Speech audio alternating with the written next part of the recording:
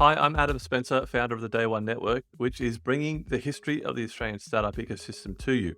I believe in founders. It's why I do everything I do at Day One and our media company, W2D1 Media. And that's why the Day One Network exists, to create helpful content for founders. We've got some great shows in development, but a large part of what we do couldn't be done without support from our partners and sponsors. And I couldn't be happier than to be working with NTP, who get community better than any other technology recruitment company out there. A Newcastle company like mine, NTP are invested in seeing the growth of the local tech community in Newcastle, Sydney, and more broadly Australia. So thank you, NTP, for helping us bring helpful content to founders and the startup community in Australia. Back to the interview. Hi, I'm Adam Spencer, founder of the Day One Network, which is bringing the history of the Australian startup ecosystem to you. I believe in founders. It's why I do everything I do at Day One and our media company, W2D1 Media. And that's why the Day One Network exists, to create helpful content for founders. We've got some great shows in development, but a large part of what we do couldn't be done without support from our partners and sponsors. And I couldn't be happier than to be working with NTP, who get community better than any other technology recruitment company out there. A Newcastle company like mine, NTP are invested in seeing the growth of the local tech community in Newcastle, Sydney, and more broadly Australia. So thank you, NTP, for helping us bring helpful content to founders and the startup community in Australia. Back to the interview. Hi, I'm Adam Spencer, and welcome to Day One, the podcast that spotlights Australian startups, founders, and the organisations that empower Australian entrepreneurship. We go back to the beginning to tell the story of Australia's most inspiring founders and how they built their companies. You're listening to a special interview series as part of a documentary W2D1 is producing about the history of the Australian startup ecosystem. On the episode today, we have... My name is Renando. I'm a research fellow with the Rural Economy Centre of Excellence with USQ. I'm also a research fellow with the Australian Centre for Entrepreneurship with QUT, a director for my own not-for-profit called Startup Status, and the managing director for the Global Entrepreneurship in Australia. These days, I spend most of my time with the university, with the USQ, and one of the reasons for that is because it allows me to be pretty flexible about where I spend my time otherwise. So when you align yourself with an institution like a university, that gives you a lot of latitude to engage with regions, as compared to if I'm constantly out there with my not-for-profit, always kind of thinking about how am I going to get paid for this and where I'm going to go. That does obviously foster an entrepreneurial mindset, but it also has you out there competing with a few others doing similar kind of things. So the university allows me to do the deeper community development work, even though I use my not-for-profit to do work outside of Queensland, because the centre I'm with is largely Queensland based. Can you give me a little bit of an elevator pitch on Startup Status? So Startup Status maps and measures the innovation ecosystem across Australia, as well as supports regional communities with governments, universities, corporates to understand how we can support innovation entrepreneurship within those communities. It's both doing the work within communities as well as providing a software platform to represent the innovation ecosystem in a region and provide some mapping expertise underneath. What would you say is one of Queensland's biggest strengths when it comes to, the entrepreneurial ecosystem or the startup ecosystem? One of Queensland's strengths is inherent to what makes Queensland distinct. Out of all of the states and territories, it's one of the only ones and the largest ones that fits this criteria of having 50% of the GRP of the population and the business community outside of the main capital city. And when you have that, you have a large spread. It takes a lot to then support innovation entrepreneurship, which means every main center outside the region has its own innovation ecosystem, as compared to some of the other states, which may have like a 70-30 or even a 20-80 split from regions to capital cities. And so within Queensland, you pretty much go anywhere from Townsville to Goondiwindi to Toowoomba to even some emerging things just north of Cairns, up in Cooktown. You're seeing a lot of support for regional entrepreneurship, which you have definitely in other states and territories, but it's really prominent and diverse outside of Brisbane across Queensland. When did you first get involved in what I just call startup land? My exposure to startup land really started, I was running a digital agency at the time. We were doing all the online stuff for Domino's Pizza. We grew that to about 60 staff, but it was a typical agency type view. And we started seeing a few startups come along. You'd see a 60 Minutes episode pop up with some 16-year-old making a lot of money from an Instagram app. And, we get like 5 or 6 phone calls the next day. Hey, I got an idea for an app. And so we started seeing a little bit of this. This was back in, say, like 07, 08, 2010s.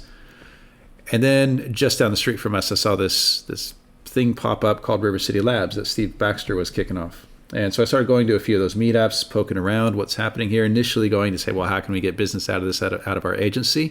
And started seeing a bit of a difference between the agency model of, $1,000 a day to develop some software for large corporates versus what was happening in the startup scene of these rapid developments and kind of getting things out there quickly. And so really that started it. And then I started poking around, getting involved in things like Random Hacks of Kindness, and I was on the steering committee for that, getting involved in Impact Academy and the Startup Accelerator that Peter Ball just kicked off back then. And then started having some startup ideas for my own and pitching those around. And really that started getting me into it and raising a bit of awareness. When did River City Labs open? Back in 07? No, I think it was around 2012. So I started getting into the digital scene around 07, 2010. We started seeing some rumblings. And then around 2012, River City Labs kicked off. And I really think that started a bit of the vertical. Obviously, there's heaps of stuff happening within innovation, within new businesses, before what we affectionately refer to as the ecosystem of co-working spaces, innovation hubs. Do you have any unpopular opinions about the ecosystem? Absolutely.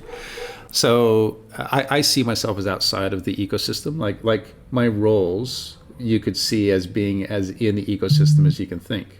I ran what I believe is the first fully owned and operated innovation hub by a local government, Fire Station 101 in Ipswich.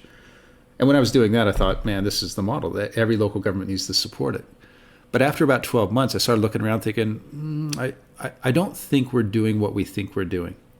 As I stood up there essentially preaching the gospel of innovation, but then I started realizing there was people that weren't taking advantage of it. And in fact, we were leaving certain people behind. And some people wouldn't even enter my doors because as inclusive as we thought we were, it was actually it could be an exclusive type culture. So then I went to the US and Canada to go around and say, well, what are we actually doing here and how's that? And when I came back to Australia, I left Fire Station 101. I saw some conflicts that might have been happening between a local government model, just inherent to the nature of local government culture. And that's not to say that it doesn't necessarily, it can work and you've got some good models out there, but there's certain things to watch out for. And then I worked for the Office of the Chief Entrepreneur. And after I did that for about 18 months, I started thinking, there's something more to this. There's people being left out of the innovation ecosystem.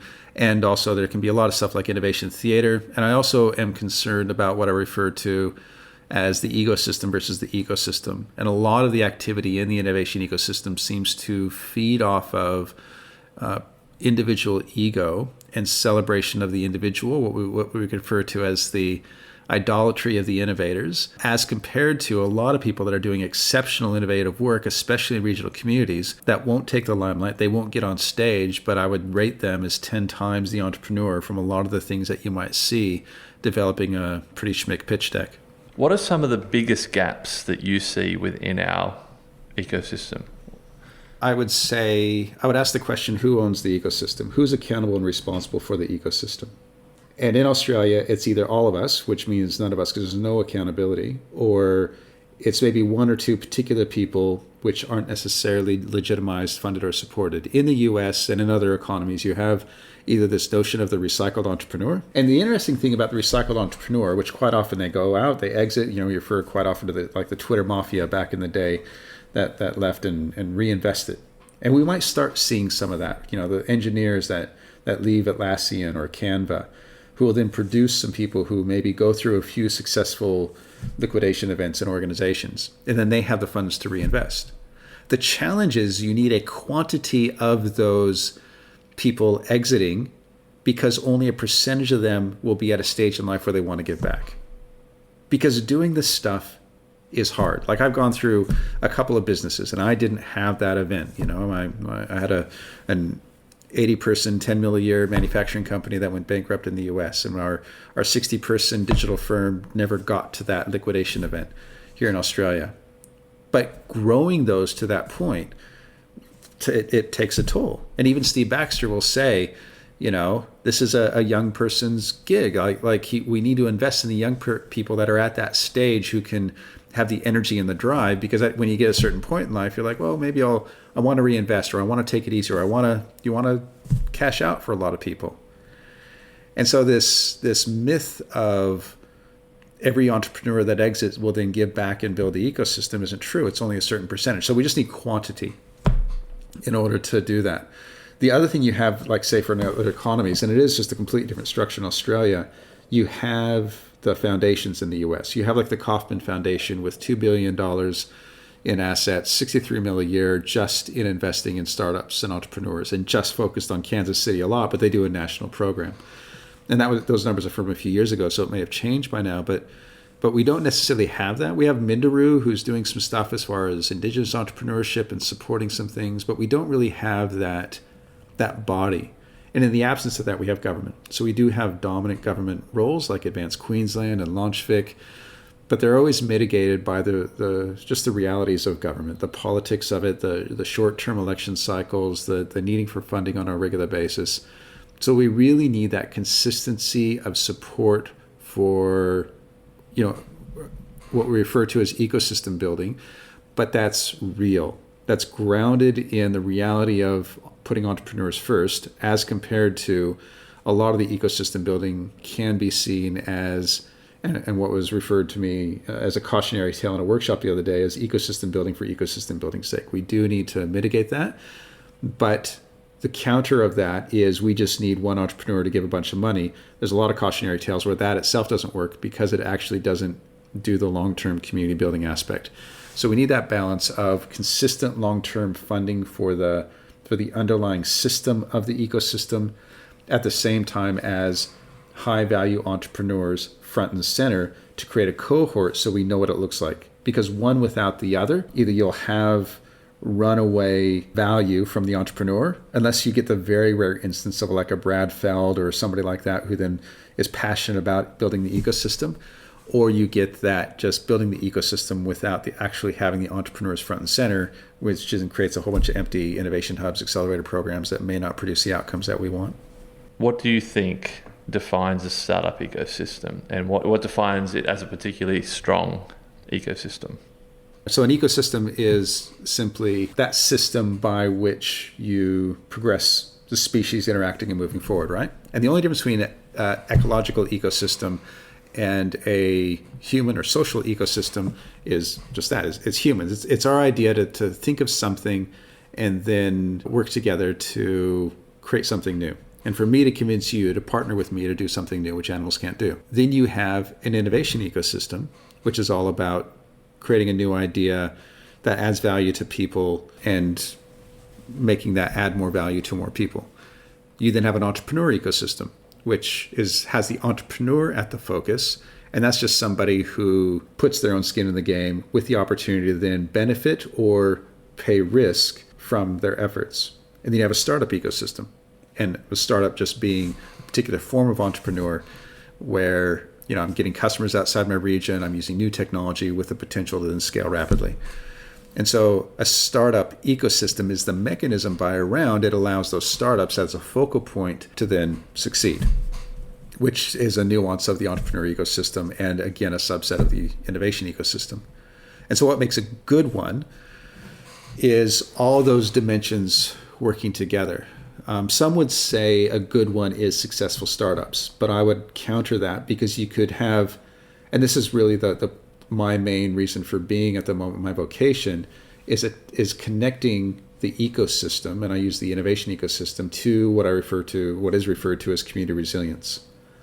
And resilience is conceptualized based on economic, individual, social, infrastructure, environmental, and institutional, or the leadership mechanisms and the management mechanisms and affectionately the institutions of a region.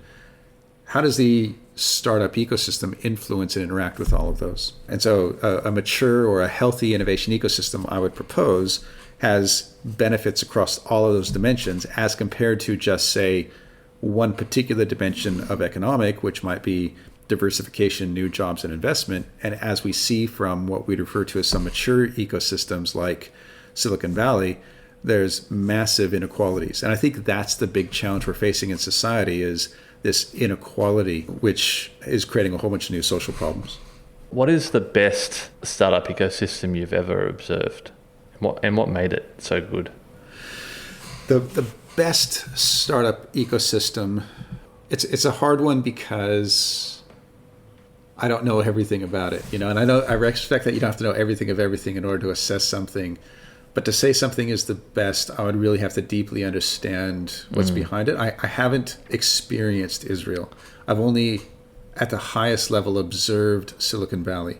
But I do know that a characteristic of a good ecosystem is speed. It's a factor of, say, for example, 2. Within 2 phone calls, 2 coffees, 2 SMSs, 2 emails, I can get what I need. And therefore, it is up to me in order to be very succinct about what I want, because all I have to do is ask. There are no barriers. I spoke with Craig Swan from South Australia, who's currently looking after the South Start. And he said, that about Adelaide, how it's only 2 degrees of separation, and it's very easy to get in touch with the right person. But because of the Australian culture, where we've got it really easy down here. These are his I'm paraphrasing, but this is his words. We've got it really easy. We don't really feel pressured to move on things. We don't really feel pressured to move fast. And he thinks that is, a massive detriment to our startup ecosystem down here. That we have that opportunity, but we just don't feel the push or the drive to make things happen, as opposed to, the US. And he mentioned New York, I think, just because that's where he come from.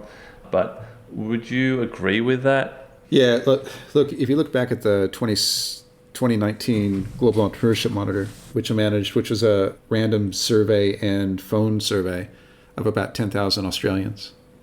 And out of that, Australia ranks number 1 for intrapreneurship, or doing business inside of a country, but it ranks number 13 and growing in fear of failure.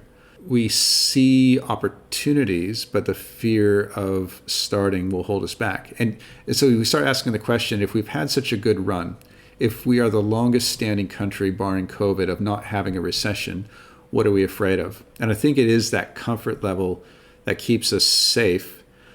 And also all of the protective mechanisms. We've got really good salaries. We have exceptional superannuation. There's a lot of things going for us, so we have a lot to lose, which makes us, some would say it's comfort, but I would just say, why would we? Which is a real challenge to the ecosystem when you had all of this activity pop up, and we're trying to convince people to be entrepreneurial. And they're looking at us thinking, I get what you're saying, mate, but why would I be an entrepreneur? And so I think the opportunity then is to not necessarily combat that, because you can't combat fear with more fear. You have to jack up the fear so much to break them out of their comfort zone. Alternatively, how do we create that ambition? How do we create the opportunity and really cast it out there and create a bit of that counterculture and just invite people in? It's like what Brad Feld says, early on. I think it was either Feld or Victor Huang in the Rainforest book. One of them was talking about trying to get people out to events, trying to get people to engage in entrepreneurship. And you can threaten them, you can try and pay them off, you can give them money, but ultimately, and I think this is a real telling story for Australia, the thing that's going to get them out is tapping them on the shoulder and say, hey, mate, you want to come along? It'll be good. And having run an innovation hub and growing that to about 150 entrepreneurs going through in a very rapid period of time, award-winning, globally recognized, I think the thing that really got us there was the community. It's the people side of things. It's people tapping each other on the shoulder and having that culture that's not in opposition to the Australian culture, but is a bit of a counterculture. So when you walk in there, it's just a feeling. It's like, this is different. And also then backing that up with value. Because if there's no value, if I can't actually grow my business, if I'm not actually seeing examples of people rapidly scaling their business, coming up with new ideas, and having that focus on outcomes and impact, then it's just yet another community group and it's going to die. So we really need that balance between culture and community and an unwavering focus on the end goal of building, growing, and scaling your business. What do you think we as a community are doing really well, and what makes the Australian startup ecosystem unique compared to other ecosystems? Basically, what could we be doing better? What would make the biggest improvement? So I think the thing that Australia has going for it is inherent to the very culture of just giving it a go. Like, we will just, give anything a shot once. Yes, we have a bit of a fear of failure, but I don't think that's, I think that's more out of a comfort level than any sort of, fear of actually getting hurt. And so we're willing to give it a shot, but I think we need to back that up with wicked problems to solve. And I'll tell you one example where I think Australia is absolutely going to nail it from a federal government approach is the Future Drought Fund, which I'm involved with a couple of programs there. But we finally picked something that nobody can argue against. Australia is a highly oppositional country.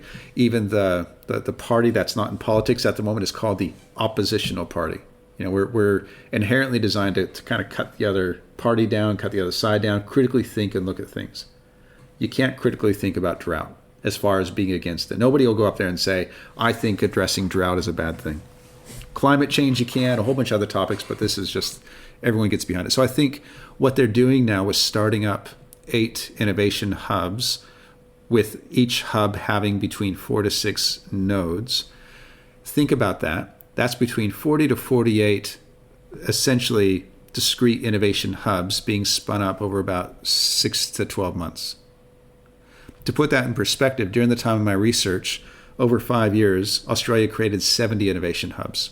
From the $1.1 billion ideas boom to about 5 years after, we had 70 innovation hubs pop up. That's about 1 or 2 a month.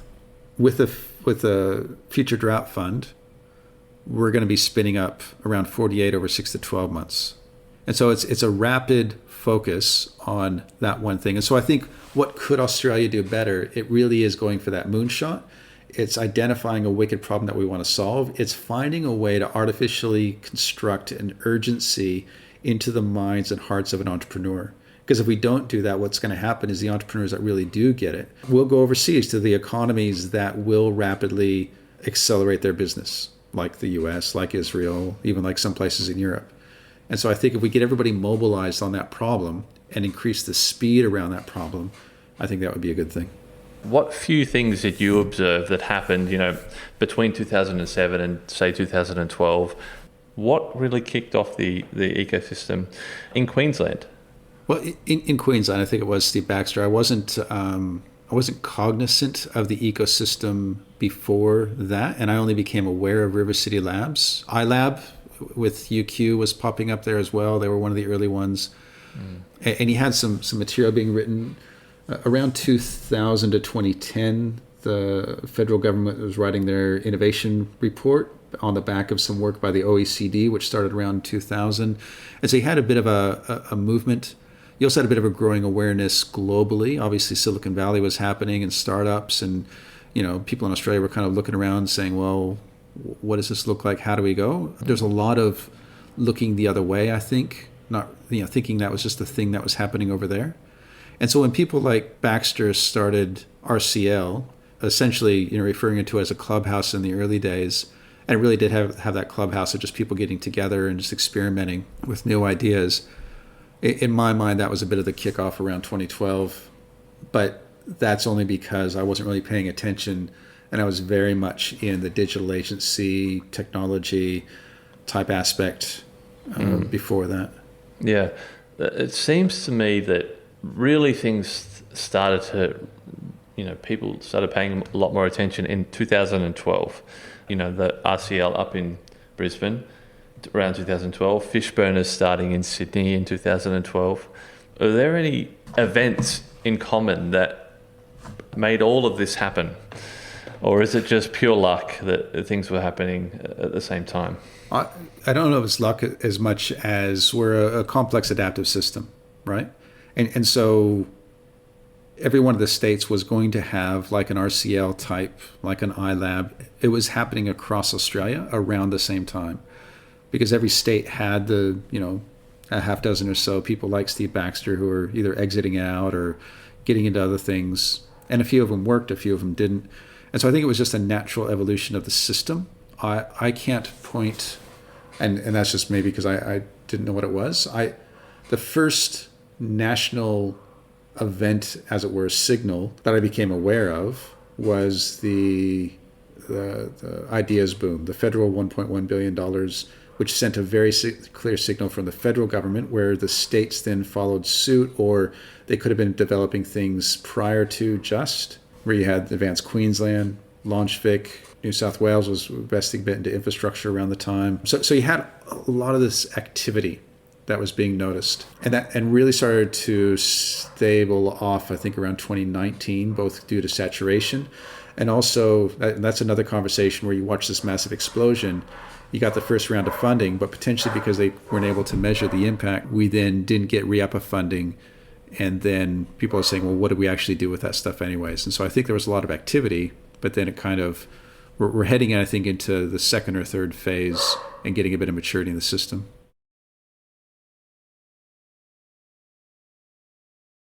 If a brand new founder came to you tomorrow and you could give them one piece of advice that would slightly increase their chances of success, what would you tell them?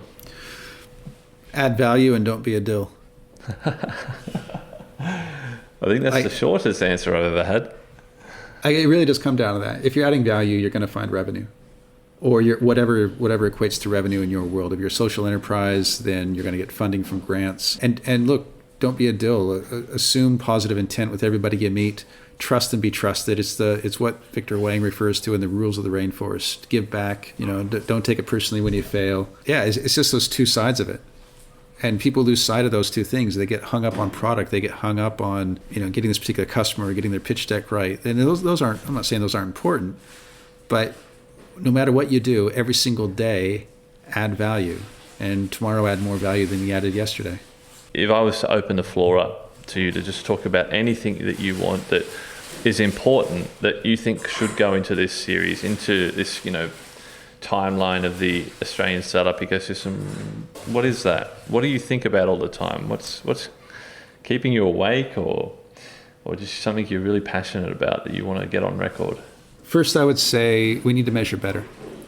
We need to understand what is the impact that we're having, how do we justify what we're doing as far as an ecosystem. And I think it's a global challenge. You can get away with that if you have density and if you have, a lot of Zuckerbergs, a lot of Bezos, a lot of Musks kind of doing that. But the challenge with that is that if you're not measuring the overall impact for everyone, you are going to be leaving people behind. So I think we need to get better at measurement. Measurement isn't the only thing, and it's not going to drive, but we need to reserve funds. If we're going to be giving money to innovation hubs and co-working spaces and accelerator programs, we need to equip those programs with the capacity and capability to measure better. Because what we're doing is we're giving a whole bunch of money to people and we say, you justify how you spent your time and how you measure the impact. And they get to the end of that funding cycle and they say, well, here's my 3 entrepreneurs I created. And the person says, well, that's not good enough. And they say, well, what would you like me to measure? They say, well, that's your job. And so it creates a bit of a challenging situation. So we need to measure better. The second thing is, the other area where I spend a lot of my time, is we need to develop better collaborative approaches to innovation. One of the things that we saw across Australia was a significant amount of money going to programs and initiatives or even region-based development. Here's $1 million to be innovative for a region. And so they developed a whole bunch of programs, but they didn't learn how to work together to be innovative. Where if we invest in the underlying collaborative approaches, the innovation will come as a natural outcome. So we need to better develop collaborative approaches to create the community that will then produce the innovation. Ideally, that happens naturally. And like you said, you have a Bradfeld, you have a person who's a natural community leader. But in the absence of that, I think we need to better structure that. And that includes creating things like foundations and those type of collaborative bodies with investment opportunities to support. The third one then is what I see as a bit of I see it as the next movement. So if you look back through certain movements that we've had in community, so let's say, take for example, quality. And you had Deming, and you had total quality management and the Toyota principles. And there was this big movement towards how we do quality better. And all of a sudden we had quality managers, and we had all these opportunities pop up. And then we created ISO 9000 and all these standards. And we institutionalized it. And then we saw the same thing happen with the environment, where we saw, Al Gore and Inconvenient Truth and polar bears on ice caps. And then ISO 14000, and then we had CSR managers, and we institutionalized that, and environment seemingly gotten taken care of. And similar kind of thing with innovation and agile and principles around doing new types of things in startups. And then we see corporate innovation programs and corporate innovation managers, and we seem to institutionalize now innovation in an appropriate way. And I'm hoping that the next wave is around social impact and people and community. And what are we actually doing about the inequality that we're creating? And what are we doing about people that are being left out of all this new innovative activity we're creating? And so I'm hoping that the multifaceted approach to resilience, accounting for the social, individual, environmental, and infrastructure alongside the economic, that will take a holistic approach towards making an impact, I would hope would be the next wave. Just on that, developing a better collaborative approach and how this funding was injected in and people didn't learn how to work together. Do you think that is at all related to that whole ecosystem versus ecosystem, where everyone is just wanting a bigger piece of the pie rather than learning how to make pie factories or something like that? I think it depends on, whichever institution supports your ecosystem will inherently have issues. If it's corporate, they're after profit. If it's university, they're typically following grants or students. If it's government, they're after election cycles. And even philanthropy, even though it can be its own bureaucracy, it is quite often whatever that social impact is based on the mandate of what it's created for. And venture capitalists just wants a return on their investment. And so it's understanding where that money is coming from. In Australia, we do have a propensity for government funding for these things, which then has inherent attachments to election cycles and political wills.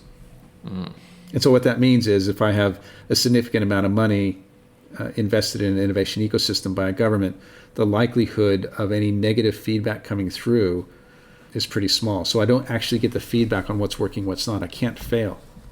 And entrepreneurship cannot fail if it's funded by an entity that needs to get reelected. Whereas if it's funded by somebody like, Elon Musk, something goes wrong, he's like, yep, that went wrong, we learned, and we're going to launch a rocket tomorrow. Because he can't, it's his money, it's Elon Musk, as compared to the public will and the public funds attached to whether I'm going to get elected next time or not. What's an important question that I should ask everyone else that I haven't asked you today? The question I often ask when I go to regions is who does own the ecosystem? And I use the term own fairly loosely, but who's accountable for facilitating these conversations? It's fantastic that you're pulling everybody together and crowdsourcing some of this. But whose responsibility is it to drive the innovation ecosystem forward, to create the framework within Australia to support entrepreneurship? And I would say within Australia, we have an absence of a national approach. Everybody looks to government to step in for that. But I think we do need a new piece of infrastructure. We need additional species in the ecosystem, as it were, in order to create that. And so I would ask that question, who owns the ecosystem? Who's accountable for it? And that ownership is a facilitated, bottom-up, community-driven approach, but it does need to be driven by someone or something to equip entrepreneurs to help the system and the framework to help people build, grow, and scale their business. But I think the other thing that we didn't cover off is that the state of maturity in the innovation ecosystem in Australia is such that back in 2012, 2015, it was all things to all people.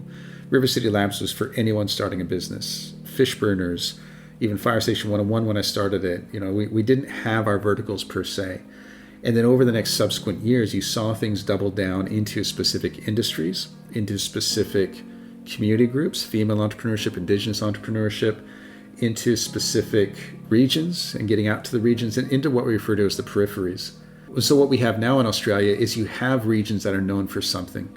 You have, from health and biomed down in Melbourne and some of the gaming sectors down there. You've got fintech out of New South Wales, a lot of ag tech out of Queensland. You got some space happening down in South Australia, as well as some satellites and some hydrogen up north in Darwin, Northern Territory, and of course resources over in WA. And of course all of them have smatterings of the other bits as well.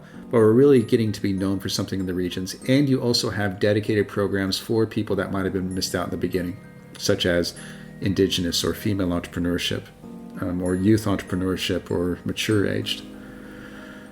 And so Dean is an example of that, where you had people that noticed the gap in all things to all people back in the day, and they said, we need something for my experience, which is absolutely appropriate. And what Les is doing with what I expect may be a world first as a national program to attract not just Indigenous entrepreneurs, but Indigenous investors. Because if you walk the logic through for what we typically try and do of Indigenous entrepreneurs, if that investment is still the establishment, then the value from the Indigenous entrepreneurs goes back out to the establishment and potentially to the white fellow and to traditional funding.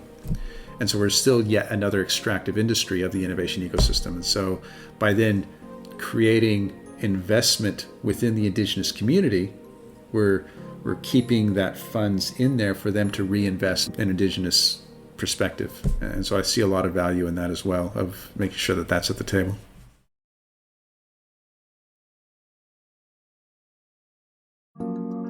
I hope you enjoyed that interview. More interviews are on the way. Follow the podcast wherever you're listening right now. Stay tuned for more interviews with many, many more amazing people from the Australian startup ecosystem. Thanks for listening, and see you next time.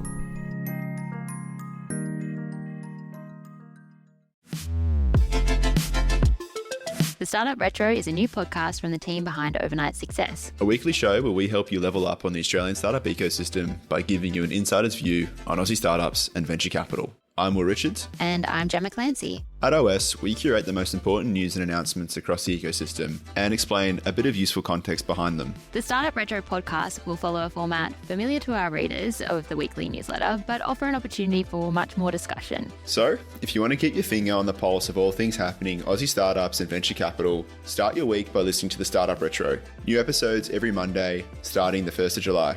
The Startup Retro is brought to you by Day One, the podcast network for founders, operators, and investors.